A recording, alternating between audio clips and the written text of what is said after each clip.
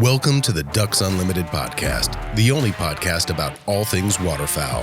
From hunting insights to science-based discussions about ducks, geese, and issues affecting waterfowl and wetlands conservation in North America, we bring the resource to you. The DU Podcast with your host, Dr. Mike Brazier. On this episode of the podcast, we're welcoming in a special guest here in studio. We had an opportunity to corral one of our employees, Dr. Steve Adair, who was here meeting with some other folks at headquarters, and so we asked him to come sit down with us and tell us a little about what he's doing now within the organization. So there's been some changes with your position. And so thanks, Steve, for taking the time to join us here. Thanks, Mike. Good to be here. And you and I have known one another for quite some time, so I think the way we'll start out is to give you a chance to tell us about your history working with Ducks Unlimited. You've been to a variety of places, so just help people understand what your history has been like within the organization. You know, I started working on waterfowl on the Texas Gulf Coast back in the 80s and really got to know Ducks Unlimited's work there.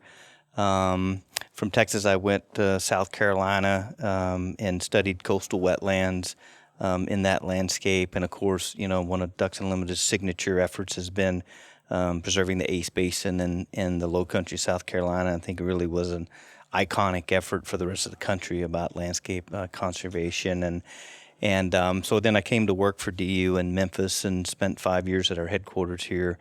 Working on various conservation programs, and then for the last 15 have been up in the Prairie Pothole region, working mostly in the Dakotas and Montana, trying to preserve that breeding grounds where most of the waterfowl in North America get their start. And so, you know, have had a good background and been able to work in a number of geographies in the country important to waterfowl.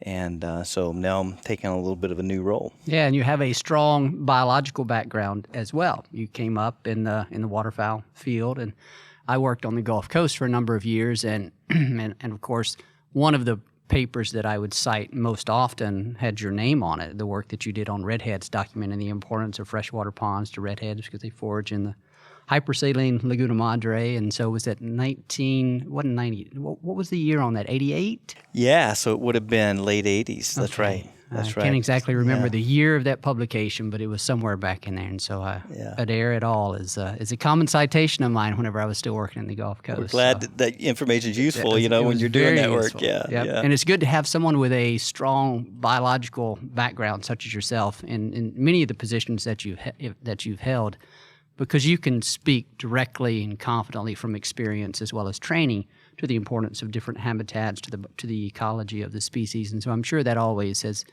kind of given you an edge in some conversations. And so, but you also have tremendous administrative and leadership skills as well, as evidence of the positions that you've held.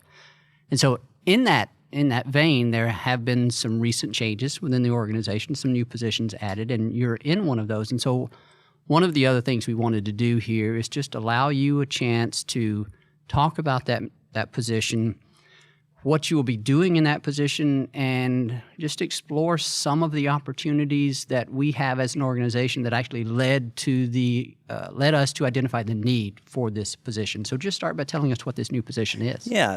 Thanks, Mike. So I think they've titled this Director of Conservation Strategy, and it's a national level position, and I think it's really grown out of the realization that for the last 80 years we've made great strides in bringing the investments of waterfowl hunters and waterfowl conservationists to this business of landscape conservation, and I think we're really proud of that heritage, and I'm proud of all the accomplishments that we've had there. But along the way, I think we've all recognized that the wetlands that we conserve and restore have benefits beyond what they provide for waterfowl. And as you travel around the country, you see how wetlands are protecting our coastlines from storm surges and helping those to be more resilient to things like sea level rise. You see that wetlands in the center of the country are recharging some aquifers that are really important for our communities, drinking water, and for irrigation from our nation's farmers. We also see the importance of wetlands and cleaning up drinking waters that goes into our communities. So when water runs through them, nutrients are removed, chemicals are removed to make that water cleaner. So there's kind of a whole list of things that wetlands do for us as humans that we haven't talked as much about as we think we should and can as Ducks Unlimited. And so part of this new role of mine is to make sure that we get that message out there, that we invite everybody that is interested in wetland conservation to the table. So corporations, you see a growing commitment to their sustainability commitments. We see foundations being more interested in sustainable land use and wanting to fund these things. And so we think there's a role for wetlands to play in those efforts. We think DU is a leader in wetlands conservation. I think we're the experts in North America as far as conserving wetlands, restoring them. We have people that know how to do that really well. And we welcome more people to, come to the table to help us conserve these valuable resources for this country. We were talking with, I guess you might have been you were his boss, we can say that. Previously, when he was at the Great Plains Regional Office, Dr. Scott Stevens joined us on a previous episode, and we were chatting with him about some of DU Canada's conservation work, and they are similar, or exactly as you said, they are taking advantage of these, the benefits that our wetland conservation work provides beyond just waterfowl. And I think I'll try to paraphrase one of the things that Scott relayed to us, and that was one of our longtime supporters had said, for 82 years our wetland conservation efforts have provided a whole host of benefits, but we've been selling only one of those, and that's really the value to waterfowl as habitat for those birds.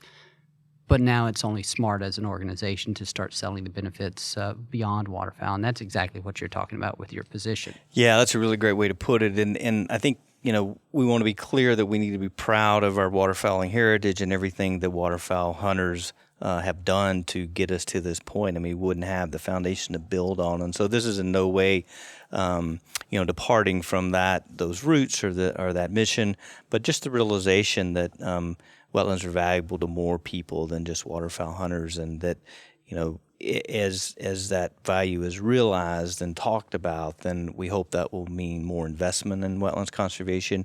And when you get into public policy debates on a nationwide basis, people that care about clean water, that care about flood protection and care about maintaining their coastlines, they should also be a voice to say, hey, this, we need policy that helps us conserve these wetlands and keeps them in place. And maybe they're not a hunter, but they value wetlands in their own way. And we need them. We need those voices in order to achieve the scale of work that we need to make sure the skies are filled with waterfowl. I suspect one of the things that you will encounter, if you haven't already, is a bit of reluctance from some of our members, or concern from some of our members that we may be drifting from our original mission. And so one of your really important jobs, as you've talked about here, is to communicate to folks that we're not abandoning our core mission. And so hopefully through effective communication of why we're engaging in these other areas, people will take pride in the fact that DU is seizing on these opportunities as a member of a wetland conservation organization whose primary mission is, for the benefit of waterfowl populations. You should want that organization to seize every opportunity to bring other people to the table to help in that mission. And so that's just what we're doing here. Yeah, that's a great way to think about it, Mike. And I think, we're not going to engage in every water problem in North America. That's really not our expertise. But I think our real niche here is where, wetlands conservation can be part of these water solutions, that's really our lane, and we can add a lot of value to that. So we'll continue to look in those landscapes that are most important for waterfowl, the Prairie Pothole region, the Gulf Coast, Mississippi Alluvial Valley, Chesapeake Bay, Central Valley of California, to really enhance our investment through this effort into those landscapes. So we're not looking to drift out of those places that we already want to work. We just want to invite more people into the tent to help conserve those landscapes that are critical to waterfowl.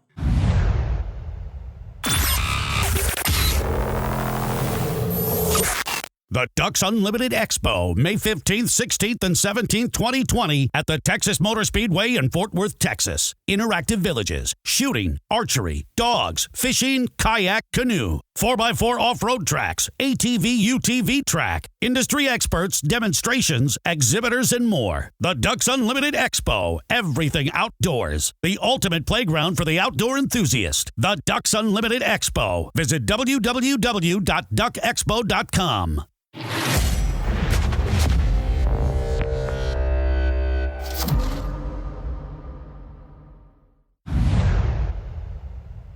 We had, in our conversation with Scott earlier, he briefly referenced the new international conservation plan that Ducks Unlimited has across our three organizations that guide our priorities. And for the first time ever, we have a chapter in there that speaks to these the benefits beyond waterfowl habitat, ecological goods and services, as we call them. And so that's an exciting arena that we're exploring.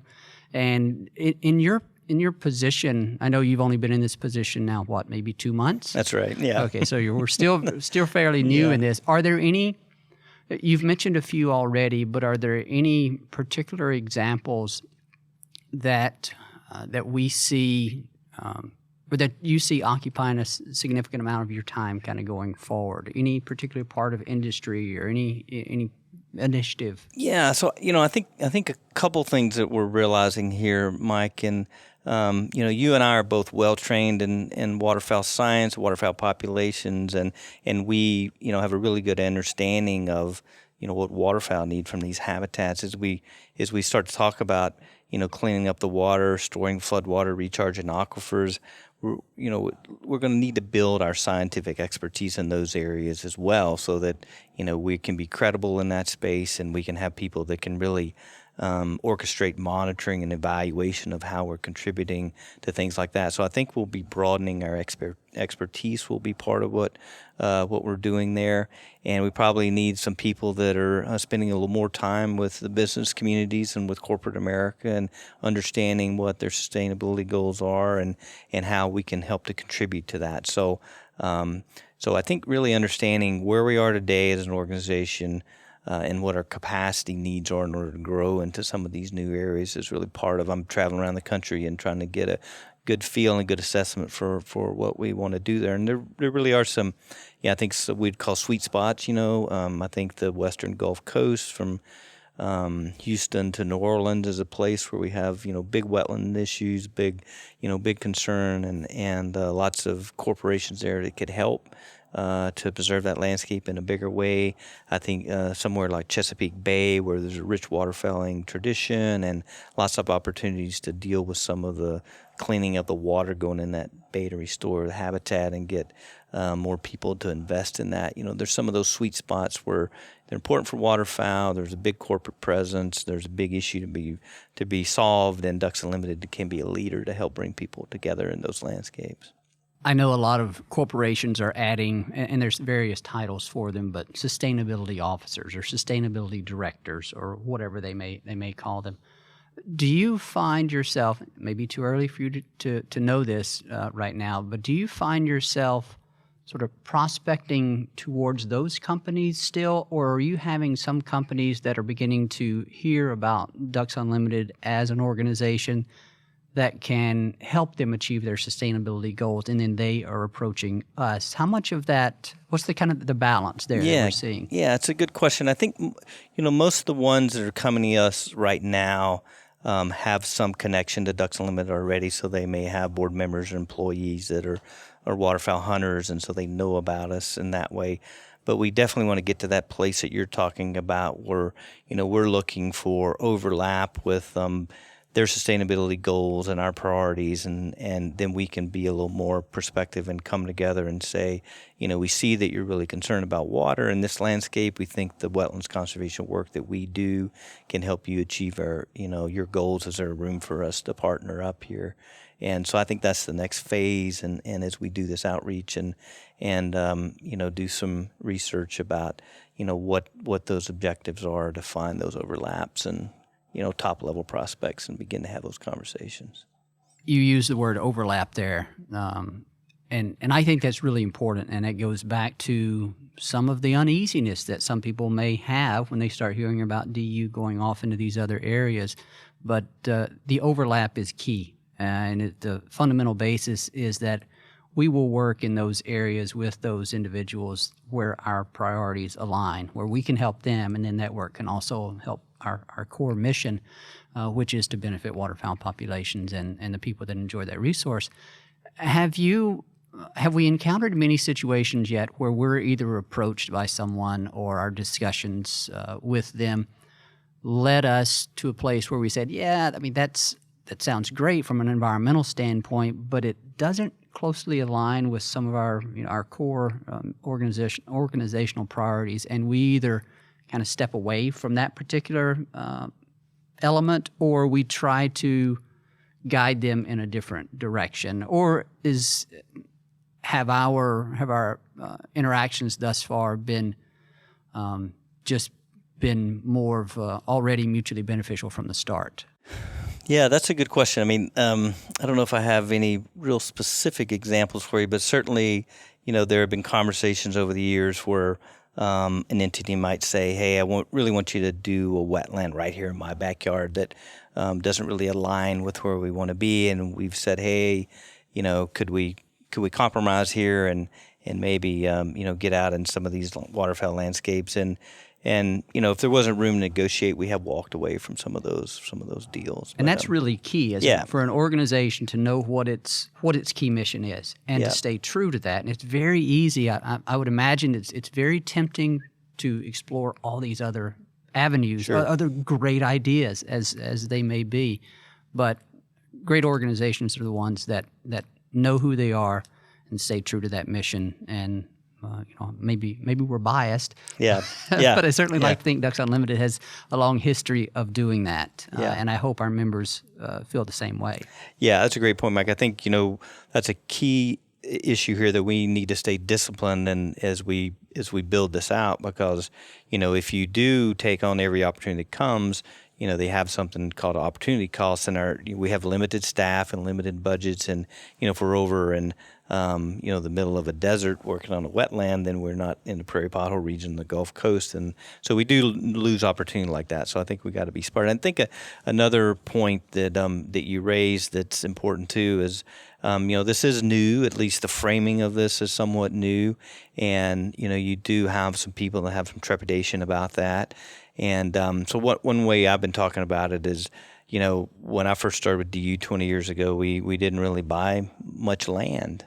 That wasn't a tool that we had in our toolbox. Now, we have a large revolving land fund where we can buy land, protect it, and put it back in the marketplace. We didn't have agronomists on staff that work hand in hand with farmers, but we realized that, that's a really important tool to have in our toolbox. So I think one way to think about this is, being able to market the ecosystem services of our work is another tool in our toolbox. And we've grown and learned new things in the past, and we shouldn't be afraid to continue to grow and learn new things, especially if they bring more resources and more attention to the landscapes that we're most concerned about already. Yeah. Anything else that you want to share with the listeners now? This is a new position for you, new position for the organization. So we want to make sure we get any message out there that we need to. Yeah, no, I appreciate the time and the opportunity, and I think if the listeners see opportunities, have connections that they'd like to pass on, to let us know. I'm sure that we have phone numbers and emails associated with this that we can get out there. And part of the power of DU is our people and our connections and our involvement in communities. And if you think some of this work could be really beneficial to your community, and let us know, and we'll sure look into those opportunities. And so you'll still be you'll still be stationed there in Bismarck? That's correct. Okay. Yep. Right. Do you anticipate doing a bit more traveling now, or are you going to try to keep this about the same? Yep. No, my travel has really picked up, but that's okay. It's a good time. We're empty nesters, and my wife has her own business, so it's a good time in our lives for me to be on the road more. And I think that's what this position calls for, to get out and work across the country and to be more visible that way. So, they're getting to know my name at the airport pretty well, but I look forward to helping to see this grow and expand. Very good. Yeah. Well, knowing you for as long as I have, I know you're immensely qualified for this position. I personally, both as an employee of DU as well as a member and donor and supporter of Ducks Unlimited, am proud and happy to have you in this position. So thanks for your service in this new position, for leading us forward in this area, and thanks for taking time today to join us here. Thank you, Mike. It's great to be here. Appreciate all your support. Absolutely. All right. Special thanks to our guest on today's show, Dr. Steve Adair, joining us in studio here.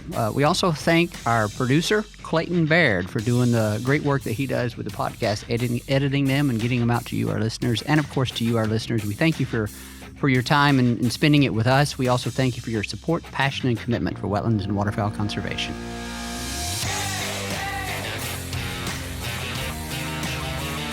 Thank you for listening to this episode of the DU Podcast. Be sure to rate, review, and subscribe to the show, and visit www.ducks.org/DU Podcast for resources based on today's topics, as well as access to more episodes. Opinions expressed by guests do not necessarily reflect those of Ducks Unlimited. Until next time, stay tuned to the Ducks.